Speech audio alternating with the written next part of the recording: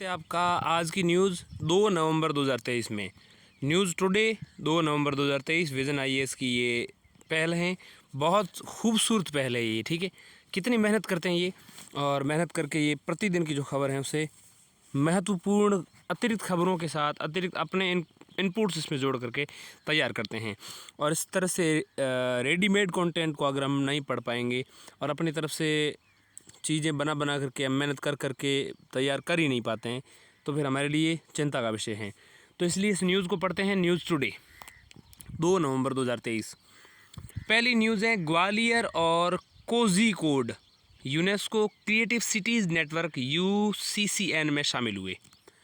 यूसीसीएन क्या है इसको समझेंगे, और इसमें कौन कौन शामिल हुए। एक तो ग्वालियर को शामिल कर लिया गया यूसीसीएन में, और एक कोझिकोड और ग्वालियर दोनों ही जो हैं यूनेस्को क्रिएटिव सिटीज़ नेटवर्क में शामिल हुए। यूनेस्को ने वर्ल्ड सिटीज़ डे के अवसर पर 55 शहरों को यूनेस्को क्रिएटिव सिटीज़ नेटवर्क यानी यूसीसीएन में शामिल किया है। इन 55 शहरों में ग्वालियर और कोझिकोड को भी शामिल किया गया है। वर्ल्ड सिटीज़ डे प्रतिवर्ष 31 अक्टूबर को मनाया जाता है। 31 अक्टूबर को ही राष्ट्रीय एकता दिवस मनाया जाता है, और इसी दिन जो है वर्ल्ड सिटीज़ डे भी मनाया जाता है। ये सभी नए शहर अपनी विकास रणनीतियों के हिस्से के रूप में वहाँ की संस्कृति और रचनात्मकता का मजबूत प्रतिबद्धता के साथ उपयोग कर रहे हैं। इस प्रतिबद्धता के कारण इन शहरों को यूसीसीएन में यानी कि यूनेस्को क्रिएटिव सिटीज़ नेटवर्क में शामिल किया गया है। किस लिए शामिल किया गया, फिर से जान लीजिए। ये शहर अपनी विकास रणनीतियों के हिस्से के रूप में वहाँ की संस्कृति और रचनात्मकता का मजबूत प्रतिबद्धता के साथ उपयोग कर रहे हैं। कोझिकोड के ऊपर बात करेंगे और बात करेंगे ग्वालियर के ऊपर। कोझिकोड को साहित्य का शहर भी कहा जाता है और ग्वालियर को संगीत का शहर भी। कोझिकोड 500 से अधिक पुस्तकालयों और 70 से अधिक प्रकाशकों के साथ इस शहर का एक मजबूत साहित्यिक आधार है। 500 से अधिक पुस्तकालयों और 70 से अधिक प्रकाशकों के साथ इस शहर का एक मजबूत साहित्यिक आधार है। ऐसा दावा किया जाता है कि इस शहर में साहित्यिक शिक्षा का स्तर भी काफ़ी अच्छा है। यहाँ वार्षिक केरल साहित्य महोत्सव और अन्य प्रकार के मेलों के लिए भी एक स्थायी स्थल है। ये कोझिकोड में वार्षिक केरल साहित्य महोत्सव और अन्य पुस्तक मेलों के लिए भी एक स्थायी स्थल है ये, ऐसा माना जाता है। बात करें ग्वालियर की, तो संगीत का शहर कहा जाता है। इस शहर का समृद्ध संगीत संबंधी इतिहास है। तानसेन यानी रामतनु पांडे और बेजू बावरा जैसे दिग्गज संगीतज्ञ इसी शहर में थे। इसे ग्वालियर घराने का जन्म स्थान भी माना जाता है। ये हिंदुस्तान संगीत का सबसे पुराना घराना है। हिंदुस्तानी संगीत का, भारतीय संगीत का सबसे पुराने घरानों में से एक घराना है ये। यूसीसीएन यानी कि यूनेस्को क्रिएटिव सिटीज़ नेटवर्क में शामिल अन्य शहरों की बात करें भारत के, तो मुंबई फिल्म के रूप में, चेन्नई संगीत के रूप में, हैदराबाद जो है पाक कला यानी कि गैस्ट्रोनॉमी के रूप में, और इसके अलावा वाराणसी संगीत के रूप में, जयपुर शिल्प व लोक कला के रूप में, श्रीनगर शिल्प व लोक कला के रूप में पहले से शामिल हैं। यूसीसीएन की बात करें तो यूनेस्को क्रिएटिव सिटीज़ नेटवर्क गठन जो है 2004 में किया गया। यूनेस्को क्रिएटिव सिटीज़ नेटवर्क में शामिल होने से शहरों को वैश्विक पहचान मिलती हैं, साथ ही उनमें पर्यटन को भी बढ़ावा मिलता है। यूनेस्को क्रिएटिव सिटीज़ नेटवर्क में 100 से अधिक देशों के 350 रचनात्मक शहर यानी क्रिएटिव सिटीज़ में शामिल हैं। यह शहर निम्नलिखित 7 रचनात्मक क्षेत्रों का प्रतिनिधित्व करते हैं: शिल्प और लोक कला, डिज़ाइन, फिल्म, पाक कला, साहित्य, मीडिया और संगीत कला। कौन सी 7 चीज़ें रचनात्मक कला के रूप में शामिल हैं? तो 350 यानी 350 से ज़्यादा क्रिएटिव सिटीज़ हो गई हैं। और क्रिएटिव सिटीज़ में क्या देखी जाती हैं? तो देखी जाती हैं कला। एक तो देखी जाती है लोक कला, एक शिल्प और लोक कला एक, दूसरा डिज़ाइन, तीसरा फिल्म, चौथा पाक कला, पाँचवां साहित्य, छठा मीडिया कला और सातवां संगीत। अब बात करते हैं यूनेस्को की। UNESCO इसको कहते हैं संयुक्त राष्ट्र शैक्षिक, वैज्ञानिक और सांस्कृतिक संगठन।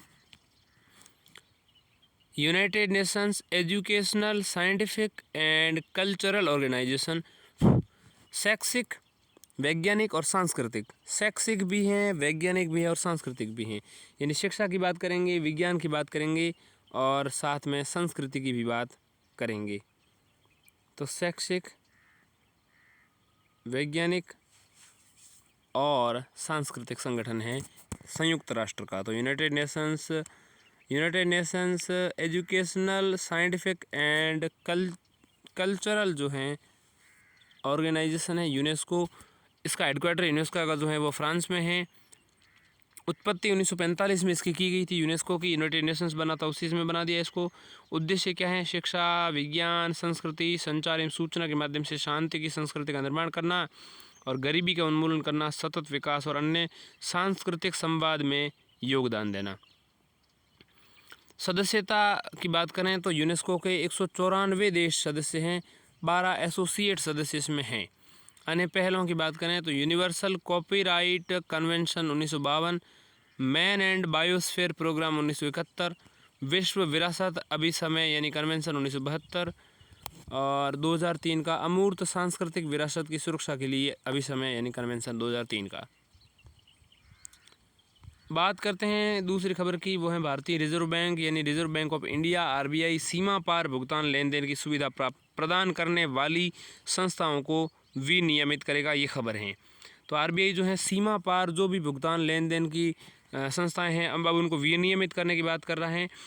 इससे पहले आरबीआई यानी कि रिजर्व बैंक ऑफ इंडिया केवल एग्रीगेटर्स यानी भुगतान संग्राहकों को ही विनियमित करता था, यानी जो केवल भुगतान प्राप्त करते थे उन्हें ही विनियमित करता था। अब आरबीआई जो है बाहर जो लेन देन करते हैं उनको सबको विनियमित करेगा। ये पेमेंट्स एग्रीगेटर्स घरेलू ऑनलाइन लेन देन को प्रोसेस करते थे। Payment aggregators e commerce sites और व्यापारियों को ग्राहकों से अलग तरीक़ों से भुगतान करने की सुविधा भी प्रदान करते हैं। ठीक है, तो ई कॉमर्स साइट्स जो पेमेंट एग्रीगेटर्स होते हैं, ई कॉमर्स साइट्स होते हैं और व्यापारी जो होते हैं उनको ग्राहकों से अलग तरीक़ों से भुगतान स्वीकार करने की सुविधा प्रदान करते हैं। इससे व्यापारियों के लिए अपने स्वयं की भुगतान एकीकरण प्रणाली विकसित करने की आवश्यकता नहीं रह जाती। पेटीएम पेमेंट एग्रीगेटर का एक उदाहरण है। ठीक है, आरबीआई ने ये निर्णय भुगतान और निपटान प्रणाली 2007 और विदेशी मुद्रा प्रबंधन अधिनियम फेमा 1999 द्वारा प्रदत्त शक्तियों के तहत लिया है। तो एक तो आरबीआई ने भुगतान और निपटान प्रणाली अधिनियम 2007, भुगतान और निपटान प्रणाली अधिनियम 2007 और एक विदेशी मुद्रा प्रबंधन अधिनियम 1999 का फेमा एक्ट जो है उस विदेशी मुद्रा प्रबंधन, इसको क्या कहते हैं, foreign exchange management act, foreign exchange management act 1999 द्वारा जो शक्तियाँ मिली हैं उसी के तहत आरबीआई ऐसा कर रहा है। फेमा 1999 का है और भुगतान निपटान जो है ये प्रणाली 2007 की है। इन संस्थाओं को पेमेंट एग्रीगेटर क्रॉस बॉर्डर यानी पीएसीबी के रूप में वर्गीकृत किया जाएगा। पेमेंट एग्रीगेटर पीए जो है पेमेंट एग्रीगेटर्स होते हैं। पेमेंट एग्रीगेटर्स में पेटीएम है, फ़ोनपे है, बहुत सारी चीज़ें जो हैं इस तरह से हैं। तो ये पेमेंट एग्रीगेटर्स जो हैं क्रॉस बॉर्डर यानी कि बॉर्डर पार सीमा पार जो हैं भुगतान लेन देन की सुविधा वाले ये जो भी एग्रीगेटर्स हैं इनके रूप में वर्गीकृत किया जाएगा।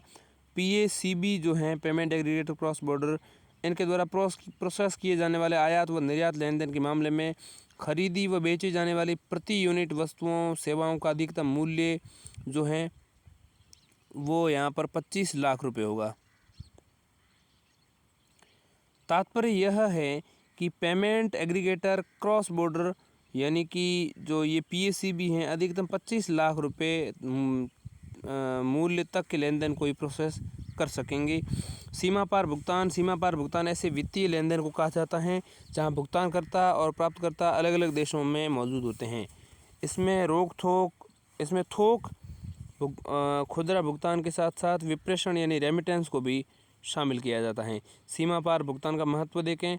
सीमा पार भुगतान का महत्व है कि सीमा पार भुगतान में अत्यधिक वृद्धि होने की संभावना है। 2023 में सीमा पार भुगतान के तहत $190 ट्रिलियन का लेन देन किया गया। 2030 तक इसके $290 ट्रिलियन तक पहुंचने की उम्मीद है। ईज ऑफ डूइंग बिजनेस को बढ़ावा मिलेगा। उदाहरण के लिए विविध क्षेत्रों से संबंधित विनिर्माता अपनी आपूर्ति श्रृंखलाओं का सीमा पार विस्तार कर रहे हैं।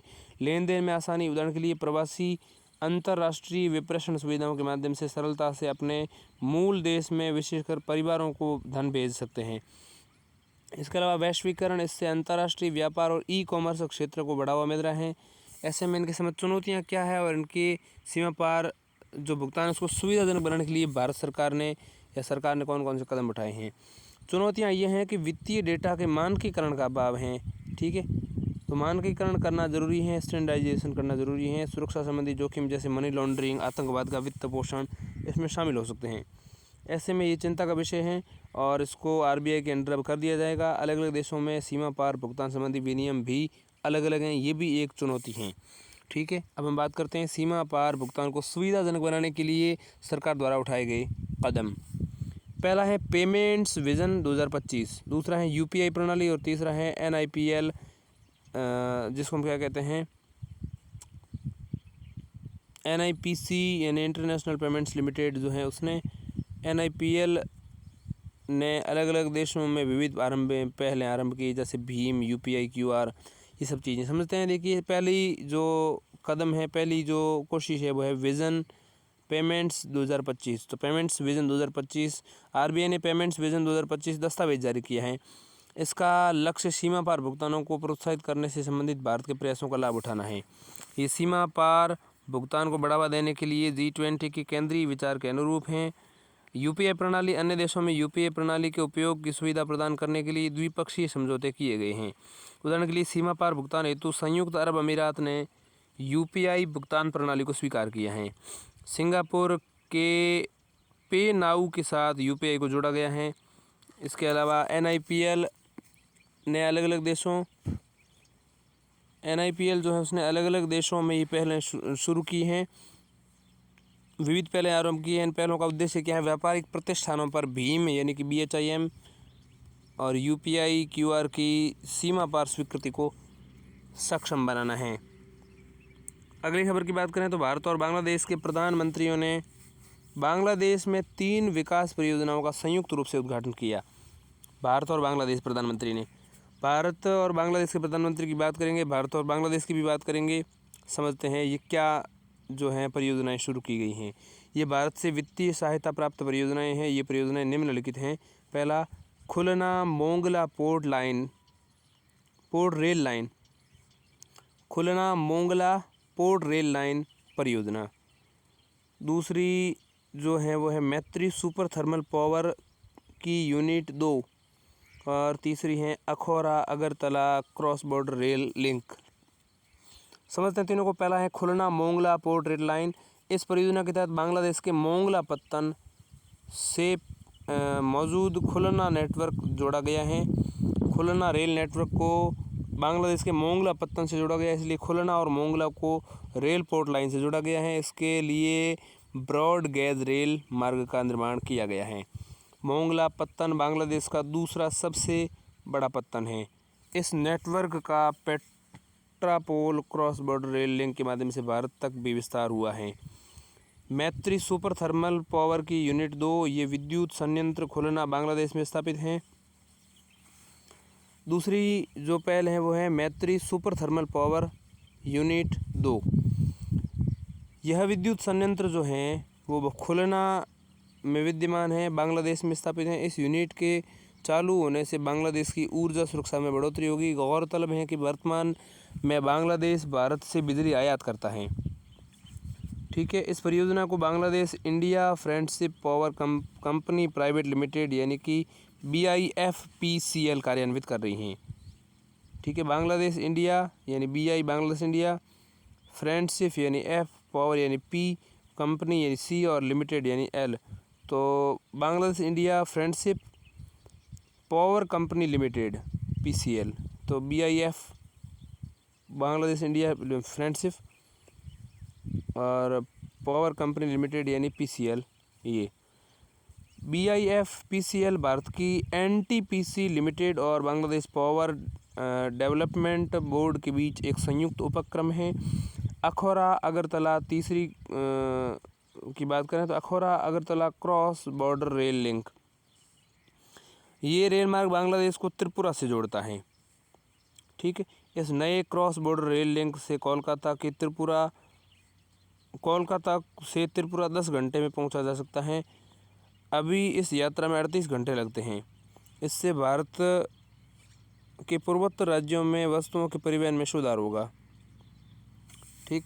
भारत बांग्लादेश सहयोग के अन्य मुख्य क्षेत्रक देखें तो एक तो आर्थिक सहयोग है। वित्त पोषण 2021-22 वित्त वर्ष, क्षमा कीजिएगा, वित्त वर्ष 2021-22 में दोनों देशों के बीच में $14.2 बिलियन का द्विपक्षीय व्यापार हुआ। बांग्लादेश दक्षिण एशिया में भारत का सबसे बड़ा व्यापारिक साझेदार देश है। वहीं भारत एशिया में बांग्लादेश का दूसरा सबसे बड़ा व्यापारिक देश है। भारत एशिया में बांग्लादेश का दूसरा सबसे बड़ा व्यापारिक देश है। पहला कौन है मुझे नहीं पता है, शायद कोई दूसरा देश होगा। बांग्लादेश जो है, बांग्लादेश दक्षिण एशिया में भारत का सबसे बड़ा व्यापारिक साझेदार है। बांग्लादेश दक्षिण एशिया की बात की जा रही है केवल। इसके अलावा दूसरा जो क्षेत्र जिसमें सहयोग की बात की जा रही है वो है रक्षा सहयोग।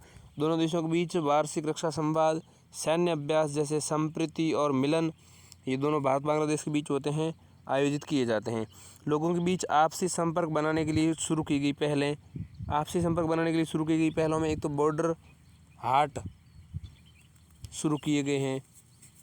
इसके अलावा बांग्लादेश के छात्रों के लिए सुबोर्णो जयंती छात्रवृत्ति शुरू की गई हैं। ये है बांग्लादेश और भारत के बॉर्डर का चित्र।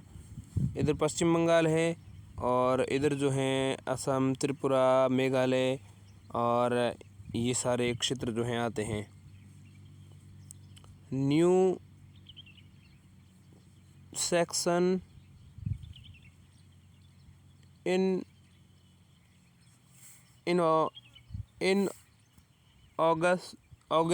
ऑगरेटेड।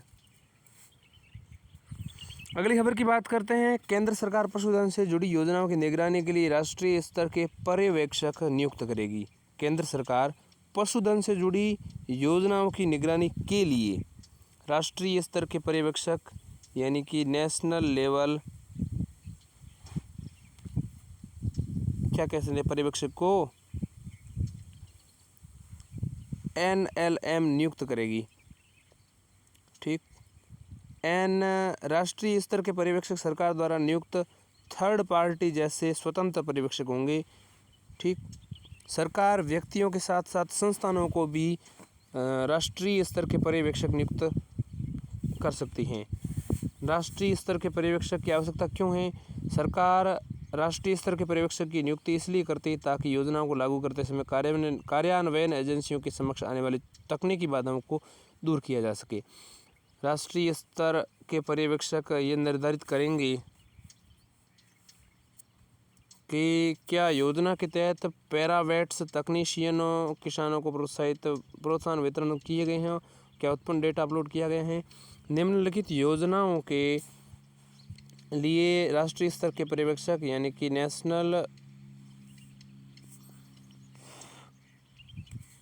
स्तर के जो पर्यवेक्षक है, नेशनल लेवल पर्यवेक्षक को क्या कहते हैं मुझे नहीं पता, एम नाम से उसका कुछ नाम है।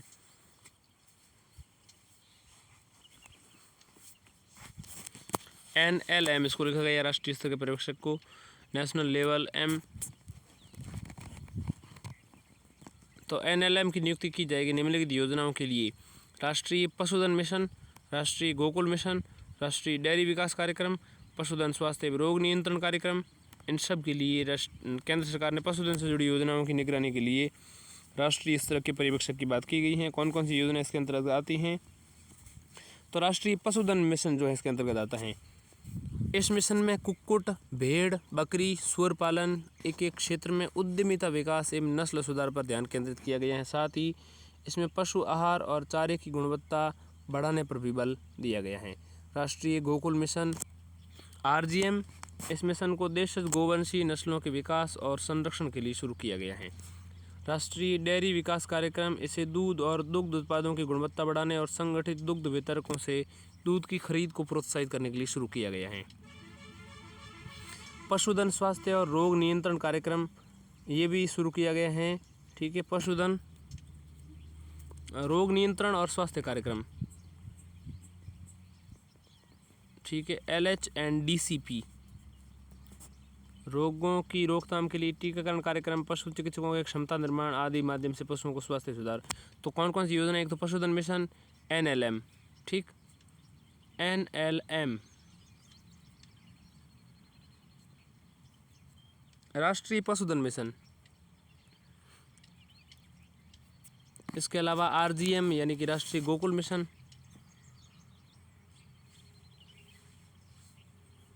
इसके अलावा राष्ट्रीय गोकुल मिशन के अलावा राष्ट्रीय डेयरी विकास कार्यक्रम और एक राष्ट्रीय डेयरी विकास कार्यक्रम के अलावा पशुधन स्वास्थ्य और रोग नियंत्रण कार्यक्रम। बात करते हैं पशु क्षेत्र का महत्व।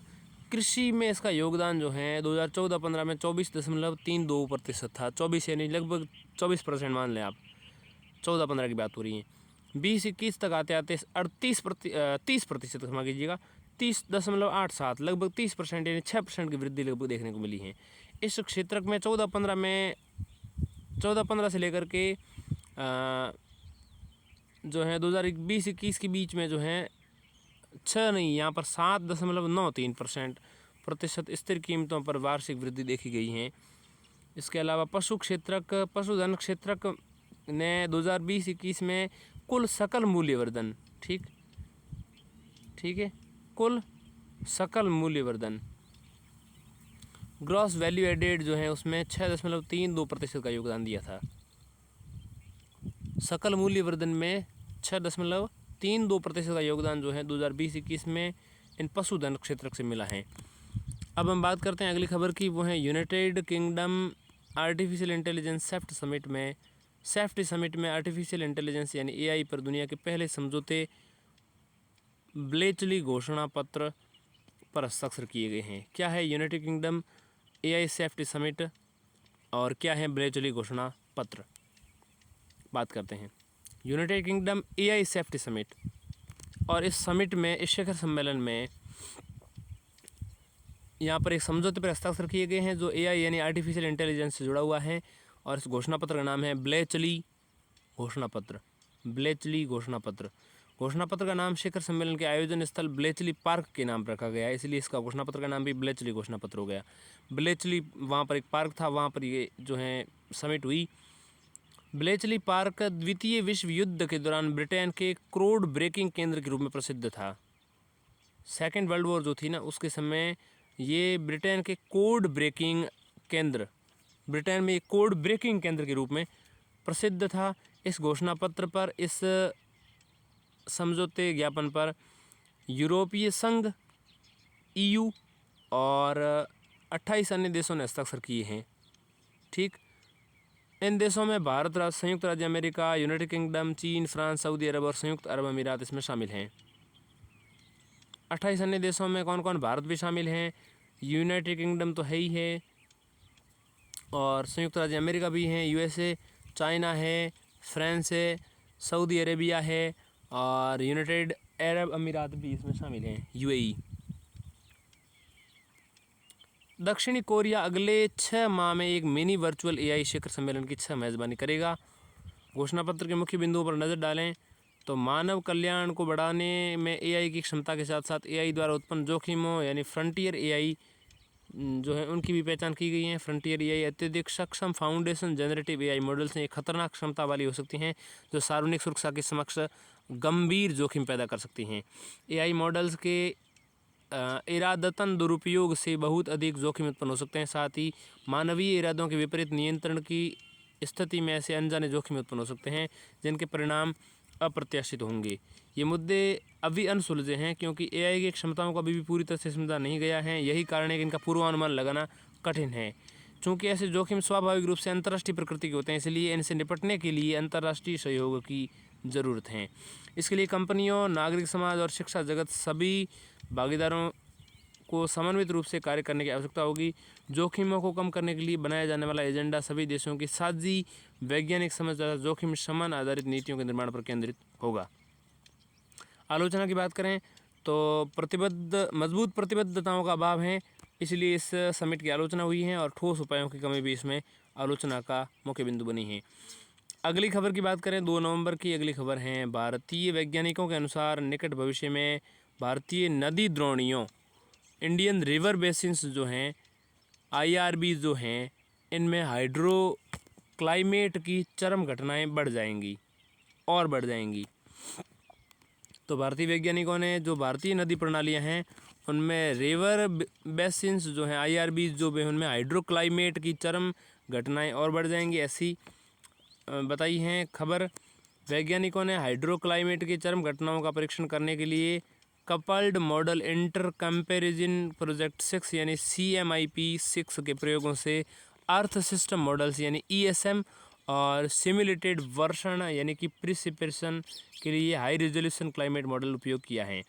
CMIP विश्व जलवायु अनुसंधान कार्यक्रम यानी कि WCRP की एक परियोजना है।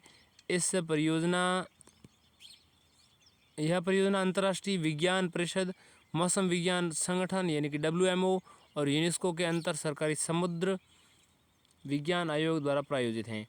CMIP जिसको हम विश्व जलवायु अनुसंधान कार्यक्रम WCRP की एक परियोजना के रूप में देख रहे हैं। CMIP क्या है? Coupled model inter comparison project 6। तो CMIP 6 ये प्रोजेक्ट है एक तरीके से और इसका फुल फॉर्म है कपल्ड मॉडल यानी CM इंटर कंपेरिजन प्रोजेक्ट यानी कि IP। इसके प्रयोगों से ESM यानी कि अर्थ सिस्टम मॉडल्स और ESM के अलावा सिमुलेटेड वर्षण यानी कि प्रिसिपिटेशन के लिए हाई रिजोल्यूशन क्लाइमेट मॉडल का उपयोग किया गया है। CMIP यानी कि coupled model inter comparison project विश्व जलवायु अनुसंधान कार्यक्रम यानी कि वर्ल्ड क्लाइमेट रिसर्च प्रोग्राम यानी कि WCRP की एक परियोजना है। WCRP यानी कि वर्ल्ड क्लाइमेट रिसर्च प्रोग्राम के तहत coupled model inter comparison project जो है एक परियोजना है। इस परियोजना के तहत CMIP यानी coupled model inter comparison project जो है इसके तहत अंतर्राष्ट्रीय विज्ञान परिषद, इंटरनेशनल साइंस कमीशन, इसके अलावा कमीशन नहीं मतलब काउंसिल और मौसम विज्ञान संगठन यानी कि वर्ल्ड मीटियोरोलॉजिकल ऑर्गेनाइजेशन और यूनेस्को के अंतर सरकारी समुद्र विज्ञान द्वारा प्रायोजित हैं। ये ESM यानी कि अर्थ सिस्टम मॉडल्स के तहत अलग अलग प्रकार की परिस्थितियों में क्षेत्रीय और वैश्विक जलवायु स्थितियों का अनुमान लगाया जाता है। इसके लिए ESM यानी कि अर्थ सिस्टम मॉडल वायुमंडल, महासागर, भूमि, बर्फ, जीवमंडल जो है इनकी परस्पर अंतर क्रिया को एकीकृत करते हैं और इससे पृथ्वी की जलवायु को समझने में मदद मिलती है। वैज्ञानिकों के शोध के मुख्य बिंदुओं पर नज़र डालें तो उन्होंने निम्नलिखित बिंदुओं पर चर्चा की है। पहला, गहन वर्षा, ठीक। दूसरा जो उन्होंने कहा है वो है सूखा, गहन वर्षा, सूखा। तीसरा जो इसमें उन्होंने बताया है वो है, तो उन्होंने कहा है कि गहन वर्षा, सूखा जैसी हाइड्रोक्लाइमेटिक घटनाएं कृषि, मानव और पशु स्वास्थ्य आदि को गंभीर रूप से प्रभावित कर सकती हैं, ठीक है। इसके अलावा निकट और मध्यकालिक भविष्य में पश्चिम की ओर अफवाह वाली नदियों की द्रोणियों में तथा पश्चिमी घाट में बार बार गहन वर्षा होने की संभावना है। बार बार गहन वर्षा होने के कारण पश्चिमी घाट, सिंधु नदी और पश्चिम और मध्य भारतीय नदी द्रोणी IRB जो हैं, जो भी इंडियन रिवर बेसिन्स हैं, इन भारतीय नदी द्रोणी क्षेत्र अत्यधिक संकटों का सामना करेंगे। निचली गंगा द्रोणी यानी लोअर गंगा बेसिन वाले क्षेत्रों को सूखे का सामना करना पड़ सकता है, इससे कृषि प्रभावित होंगी।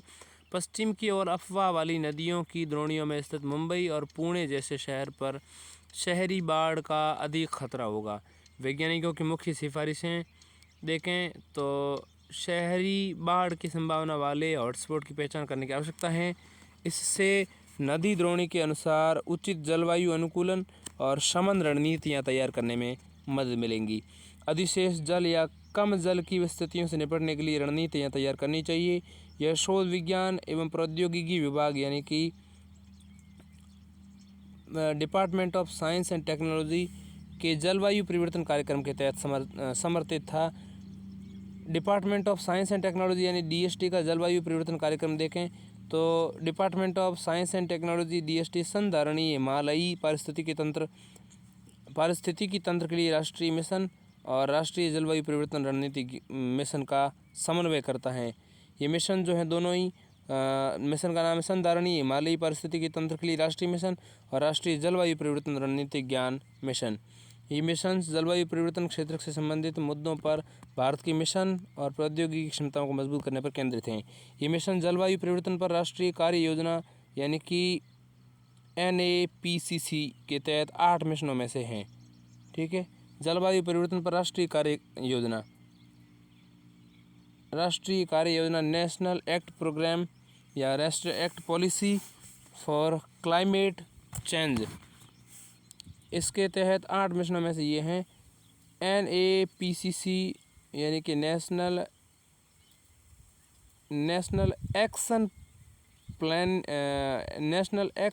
Action planning for climate change ने देश में यानी कि NAPCC ने देश की जलवायु परिवर्तन के लिए अनुकूल बनाने, देश के विकास पथ की पारिस्थितिकी संधारणीयता को बढ़ाने के लिए राष्ट्रीय रणनीति प्रस्तुत की हैं।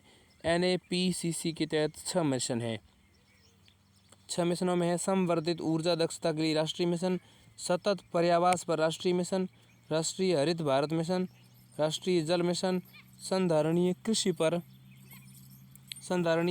पर राष्ट्रीय मिशन और राष्ट्रीय सौर मिशन। ठीक है, संवर्धित ऊर्जा दक्षता के लिए राष्ट्रीय मिशन, तो एक तो राष्ट्रीय मिशन सारे बता देता हूँ, राष्ट्रीय मिशन सबके पीछे लिखा हुआ है ही।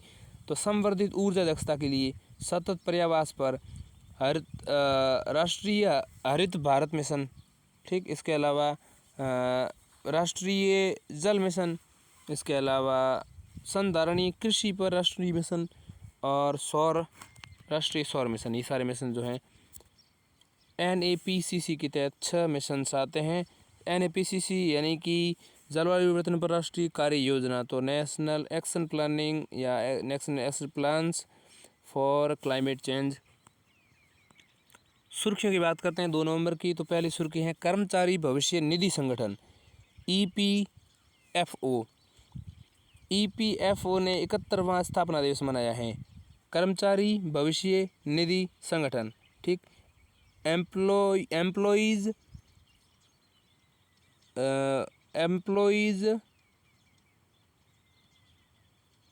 भविष्य निधि को क्या कह सकते हैं, फंड ऑर्गेनाइजेशन निधि संगठन है। तो एम्प्लॉइज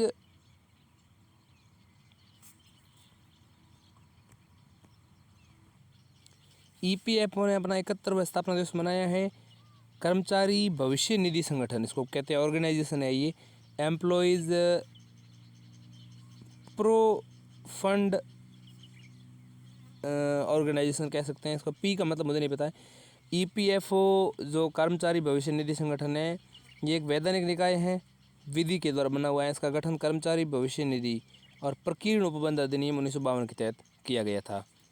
तो कर्मचारी भविष्य निधि और प्रकीर्ण उपबंध अधिनियम 1952 ये एक एक्ट था। इस एक्ट के ज़रिए से 1952 के एक्ट के ज़रिए से इसको बनाया गया है EPFO को। यह श्रम एवं रोजगार मंत्रालय के प्रशासनिक नियंत्रण में कार्य करता है।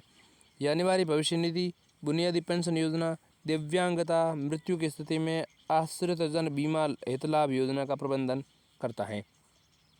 यह अपने अभिदाताओं सब्सक्राइबर्स की संख्या और इसके सदस्य के लिए किए गए वित्तीय लेन देन की मात्रा के मामले में दुनिया के सबसे बड़े सामाजिक सुरक्षा संगठनों में से एक हैं। बात करते हैं अगली सुर्खी की, वो है ढोल। क्या है ढोल? ओडिशा के देब्रीगढ़ वन्यजीव अभयारण्य में ढोल की उपस्थिति दर्ज की गई है, जो कि दुर्लभ है। ढोल एक डॉग फैमिली की एक जंगली एशियाई मांसाहारी जीव है। ढोल क्या है?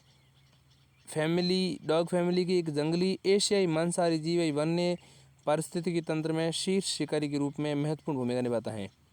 ठीक है, दुर्लभ प्रजाति है ये। वितरण क्षेत्र की बात करें तो इसकी अधिकतर आबादी भारत, नेपाल, भूटान और थाईलैंड में पाई जाती हैं। खतरे देखें तो वन में शिकार की कमी, पर्यावास को नुकसान, बीमारी और आवारा कुत्तों से खतरा जो है इस ढोल को है।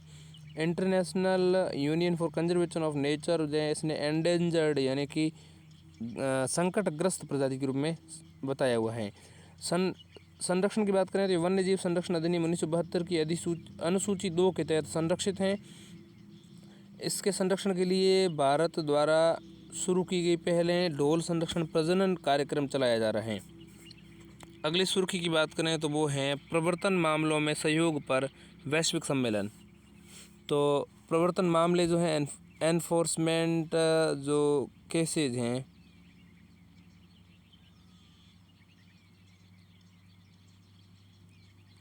उस पर वैश्विक सम्मेलन की बात हो रही है। तो ग्लोबल कन्वेंशन फॉर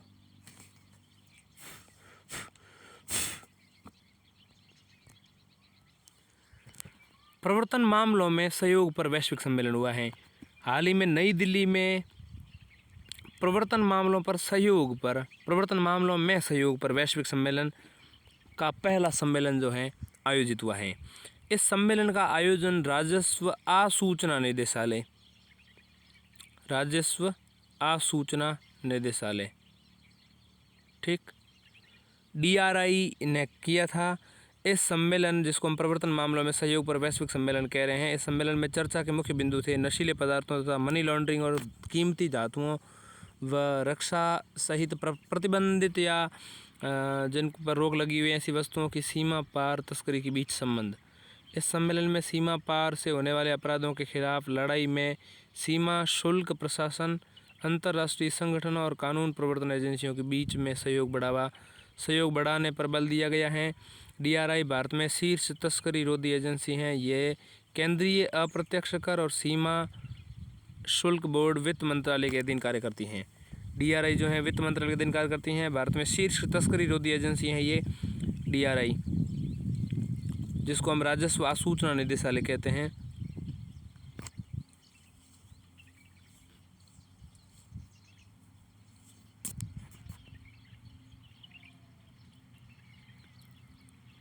बात करते हैं अगली खबर की, वो है sustainability bond. India EXIM bank ने लंदन स्टॉक एक्सचेंज के सस्टेनेबल बॉन्ड मार्केट यानी SBM सस्टेनेबल बॉन्ड मार्केट के प्लेटफॉर्म पर अपना 10 वर्षीय सस्टेनेबिलिटी बॉन्ड सूचीबद्ध किया है। इस बॉन्ड की कीमत $1 बिलियन होगी। इंडिया एग्जिम बैंक भारतीय निर्यात आयात बैंक, जिसको हम कहते हैं इंडिया एग्जिम बैंक, जिसको भारतीय निर्यात आयात बैंक कहते हैं, भारत के अंतर्राष्ट्रीय व्यापार को वित्त पोषित करता है और सुगम बनाता है। जनवरी में इसने अपने पर्यावरणीय, सामाजिक और गवर्नेंस फ्रेमवर्क के तहत 10 वर्षीय सस्टेनेबिलिटी बॉन्ड जारी करके $1 बिलियन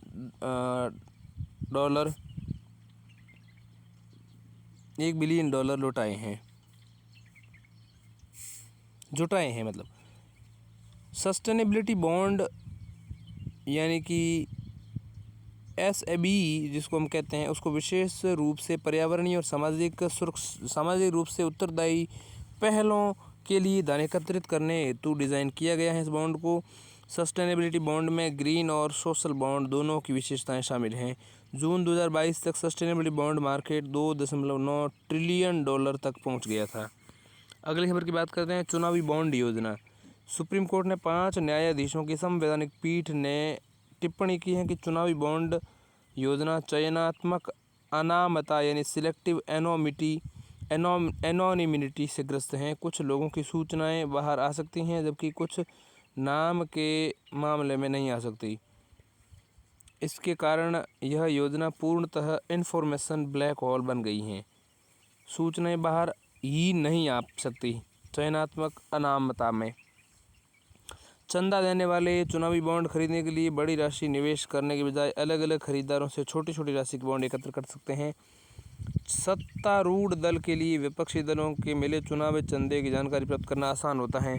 चुनावी बॉन्ड के बारे में जानें। चुनावी बॉन्ड योजना को 2017 के केंद्रीय बजट में घोषित किया गया था। यह एक ब्याज मुक्त धारक साधन यानी कि बैरियर इंस्ट्रूमेंट्स है।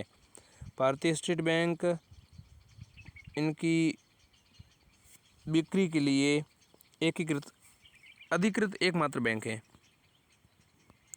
अगली खबर की बात करें, वो है महादेई वन्यजीव अभयारण्य MWS। महादेई क्या है? बॉम्बे उच्च न्यायालय ने गोवा सरकार को महादेई वन्यजीव अभयारण्य यानी MWS में एक टाइगर रिजर्व अधिसूचित करने का निर्देशित किया था गोवा सरकार ने। ठीक है, बॉम्बे उच्च न्यायालय ने गोवा सरकार को ये कहा। गोवा सरकार ने न्यायालय के इस निर्देश का पालन नहीं किया है। इस कारण गोवा सरकार के खिलाफ न्यायालय की अवमानना संबंधी याचिका दायर की गई है। MWS यानी महादेई वन्यजीव अभयारण्य को अंतर्राष्ट्रीय पक्षी क्षेत्र का दर्जा दिया गया है। यह जो है महादेई नदी बेसिन का हिस्सा है। महादेई नदी का जलग्रहण क्षेत्र गोवा, कर्नाटक, महाराष्ट्र तक फैला हुआ है। यहाँ पर पाई जाने वाली वनस्पतियों में आर्द्र पर्णपाती वन, अर्ध सदाबहार वन और झाड़ियाँ शामिल हैं। यहाँ पवित्र उपवन निरंकारुचि अवस्थित हैं। इस उपवन में पादप की एक विशिष्ट प्रजाति, जिसको हम मेरिस्टिका मालाबारिका की अधिवत कहते हैं, उसकी अधिकता है इस क्षेत्र में, इस उपवन में। यह स्थल की एक संकटग्रस्त और स्थानीय प्रजाति हैं। जीव जंतु रूबी थ्रोटेड येलो बुलबुल, गोवा का राजकीय पक्षी जिसको हम कहते हैं रूबी थ्रोटेड येलो बुलबुल, और इसके अलावा एटलस थॉम, इसके अलावा बाघ, इस जीव जंतु इसमें पाए जाते हैं। महादेई वन्यजीव अभयारण्य, बॉम्बे हाई कोर्ट ने गोवा सरकार को महादेई वन्यजीव अभयारण्य में एक टाइगर रिजर्व अधिसूचित करने का निर्देश दिया था। ठीक, अगली खबर की बात करते हैं तो वो है गरीब कैदियों को वित्तीय सहायता प्रदान करने की योजना।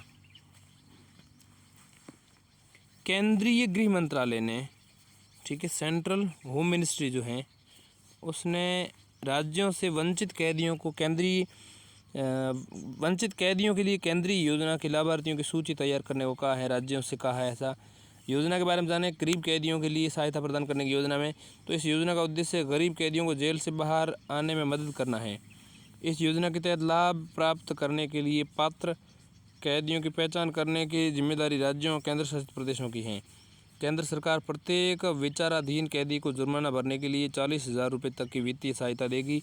इसी प्रकार उन सिद्ध दोष कैदियों को 25,000 रुपये तक की सहायता प्रदान करेगी। केंद्र सरकार विचाराधीन कैदी को 40,000 और सिद्ध दोष कैदियों को 25,000 तक की सहायता प्रदान करेगी, जो वित्तीय कठिनाइयों के कारण जेल से बाहर नहीं आ पा रहे हैं।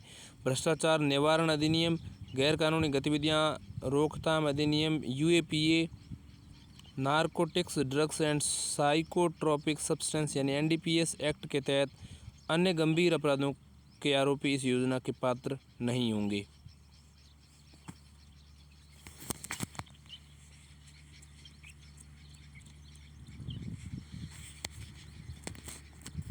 बात करते हैं electronic negotiable warehouse receipts, ENWRS।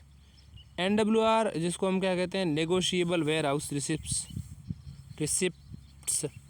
तो negotiable warehouse receipts NWR प्रणाली को 2011 में शुरू किया गया था। यह प्रणाली किसी गोदाम में संग्रहित वस्तु को भौतिक रूप से वितरित किए बिना उसके स्वामित्व के हस्तांतरण की अनुमति देती हैं। ये रिसिप्ट्स नेगोशिएबल उपकरण के रूप में जारी की जाती हैं। इसके कारण ये रिसिप्ट्स जमानत के रूप में उपयोग की जा सकती हैं। ENWR के बारे में जानें तो electronic negotiable warehouse receipts क्या है। NWR के बारे में ये पंजीकृत गोदामों द्वारा जारी की गई डिजिटल वेयर हाउसिंग रिसिप्ट्स हैं।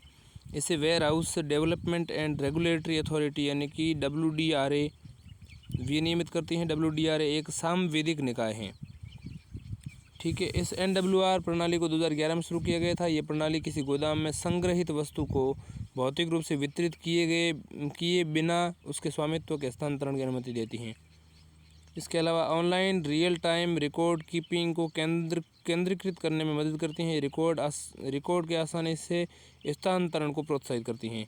ये सुनिश्चित करती हैं कि गोदामों में भंडारित वस्तुओं को ट्रैक किया जाए और उन्हें सुरक्षित रखा जाए। स्थलों की बात करें जो सुर्खियों में रहे हैं तो उनमें है एक तो बोलीविया की राजधानी है ला पाज, या सक्र भी कहते हैं इसको, सक्र। गाजा पर अन्यायपूर्ण हमले के कारण बोलीविया ने इजराइल के साथ अपने राजनीतिक संबंध समाप्त कर लिए हैं। ठीक, राजनीतिक सीमाएं देखें बोलीविया की, तो बोलीविया जो हैं ये दक्षिण अमेरिका महाद्वीप में स्थित एक स्थलरुद्ध देश हैं बोलीविया। ठीक है, इसकी सीमाएं जिन देशों से लगती हैं उनमें एक पेरू है, एक चिली है, एक अर्जेंटीना है। ठीक, और इसके अलावा एक पराग्वे है और इसके अलावा ब्राज़ील है। तो ब्राज़ील सबसे ज़्यादा सीमा साझा करता है। इसके अलावा अन्य देशों में पेरू भी सीमा काफ़ी अच्छी साझा करता है, और पेरू और इधर ब्राज़ील जो हैं ये भी आपस में बॉर्डर टच हैं।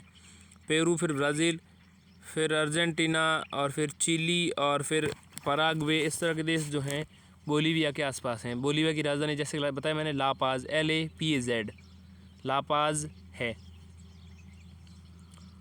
तो भौगोलिक विशेषताएं देखें, इसके 1/3 क्षेत्र एंडीज पर्वतमाला का हिस्सा है। एंडीज पर्वत जो हैं दक्षिणी अमेरिका में, जैसे बताया गया है, दक्षिण अमेरिका महाद्वीप में एंडीज पर्वत जो है उसमें 1/3 हिस्सा इसका जो है वो एंडीज पर्वतमाला का हिस्सा है। उच्चतम बिंदु जो इसका है वो है माउंट सजामा। माउंट सजामा। नदियों की बात करें तो मेडिएरा, पराग्वे और मामोर नदी जो है इस बोलीविया में चलती हैं। मेडिएरा, पराग्वे और मामोर नदी।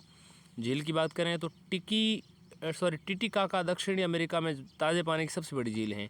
झील की बात करें, टिटिकाका दक्षिणी अमेरिका में पाई जाने वाली ताज़े पानी की सबसे बड़ी झील, ये दुनिया की उन चुनिंदा बड़ी झीलों में से एक हैं जो सबसे ऊंचाई पर स्थित हैं।